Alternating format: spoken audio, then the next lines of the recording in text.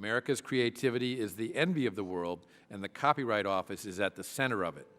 However, many have highlighted the fact that one cannot have a Copyright Office whose technologies and processes are of the analog era when the economy has become a digital one. Although the Copyright Office has managed to direct its resources to maximize their efficiency, it is clear that what was expected of the office in the 20th century is not what is expected of it in the 21st century. What you just saw was a part of the introduction to the hearing between the U.S. Judiciary Committee and the Copyright Office. While copyright was originally aimed to promote the sharing of ideas, the digital age has rendered copyright obsolete. As the increase of internet fan fiction has demonstrated, the copyright is working against its original aims. With fan fiction, there is a lot of discussion and controversy when it comes to U.S. law, and currently, fan fiction is an infringement of copyright.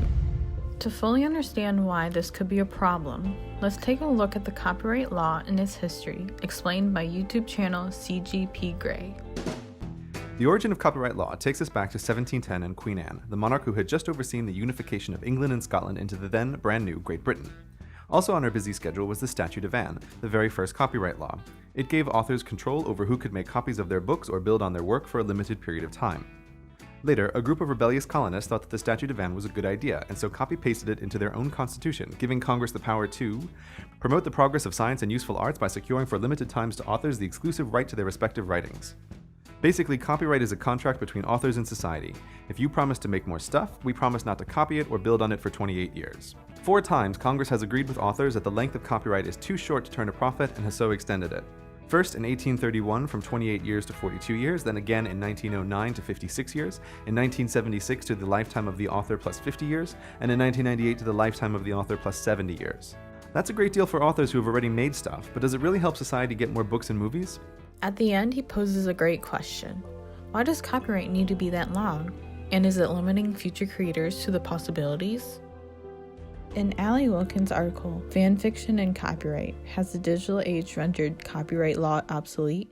She writes about the current state of fanfiction and copyright. In one section, she writes, "The advent of the internet and the ability for users to create fan works en masse has demonstrated that copyright serves as a barrier to its original goals and is irrelevant in the contemporary cultural landscape."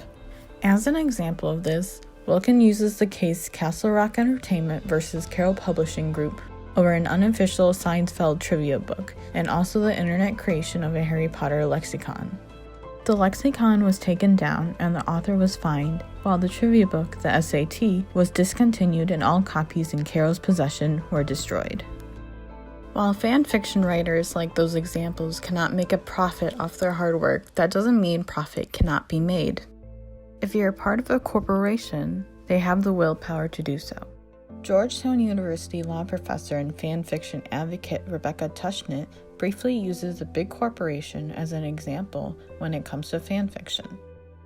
So we have the multi-million-dollar Avengers, right? So it takes a big movie studio to make the Avengers, and I loved the Avengers, but it doesn't necessarily take a big movie studio to write a piece of Avengers fan fiction. And it turns out that these can all thrive together. You see big content companies largely recognizing that fan activities, as opposed to commercial copying without permission, are really good for them because they engage people.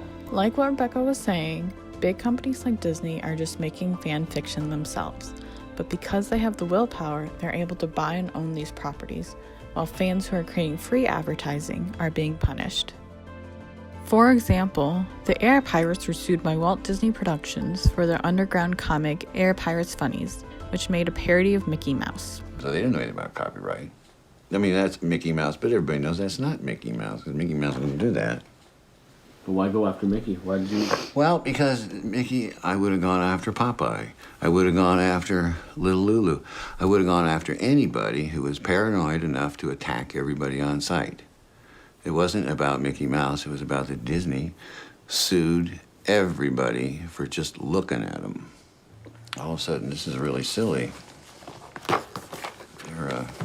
Alrighty then. Let's see.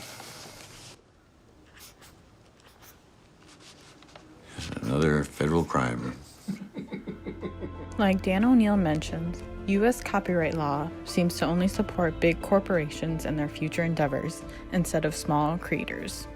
While I may not have all the answers, I think society should follow the manifesto from the documentary RIP, a remix manifesto. Culture always builds on the past, but the past will always try to control the future. Our future is becoming less free. And to build free societies, we need to limit the control of the past. Here's a country fighting to overcome a legacy of violence, corruption, and inequality through innovation based on universal access to human knowledge and the freedom to build with it, with a balanced view of intellectual property and its relation to the public domain.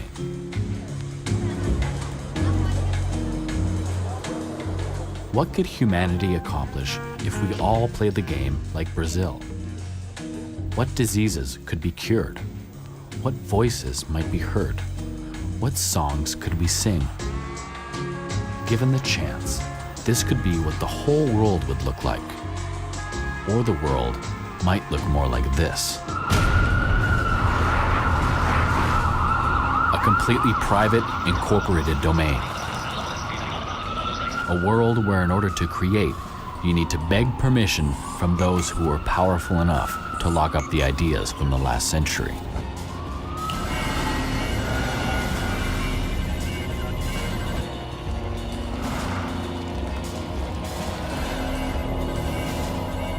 Is this where we're headed? Until we can control the limit of the past, we will continue to live in that kind of society. So creators keep in mind this saying,